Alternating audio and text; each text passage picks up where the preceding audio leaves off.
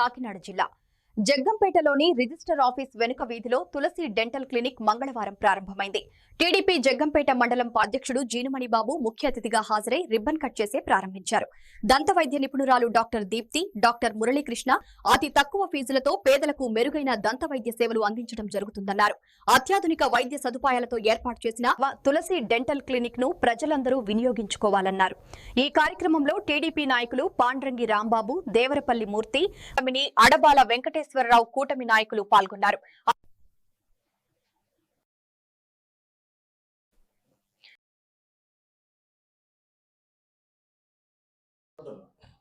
ఈరోజు మరి అడబాల వెంకట మురళీకృష్ణ సారథ్యంలో జగ్గంపేట డెంటల్ హాస్పిటల్ మరి ఏదైతే తులసి డెంటల్ హాస్పిటల్ ఉందో ఆ తులసి డెంటల్ హాస్పిటల్ని ఈ రోజున మళ్ళీ రీఓపెన్ చేస్తూ డాక్టర్ దీప్తి గారు ఓఎంఎఫ్ఎస్ స్పెషలైజేషన్ డాక్టర్ గారితో, అదేవిధంగా రాజ్ కుమార్ బీడిఎస్ డాక్టర్ గారితో మరి ఈ ముగ్గురు కలిపి ఈ జగ్గంపేటలోని ఈ తులసి డెంటల్ క్లినిక్ అనేది మళ్ళీ రీఓపెన్ చేయడం జరుగుతుంది.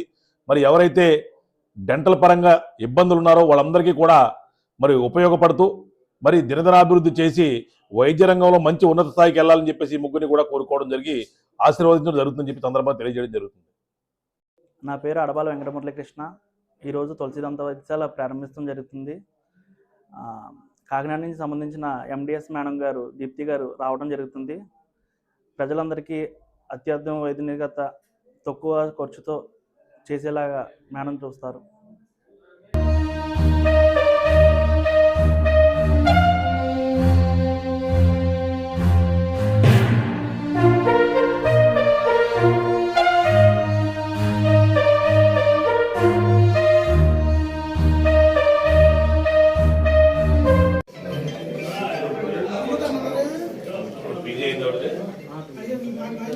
ఏదో మన బాగా ఇక్కడ పెరిగిపోయింది. అది ఇక్కడ పెట్టినట్టు మనకు తెలియాలంటే ఎలాగ ఆలోచన ఊర్లో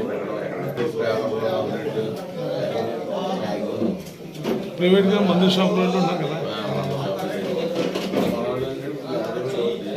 మన వాళ్ళు బాగా చేయాలంటే ఇంకా ఎక్కడికి పెరిగిపోతారు. మీరు ఒకసారి ఏది కాదు కదా, 7 సిట్టింగ్లు ఉంటాయి, 10 సిట్టింగ్లు ఉంటాయి. ఓన్లీ క్లీనింగ్ అయితే ఒక రోజు తప్ప మిగతా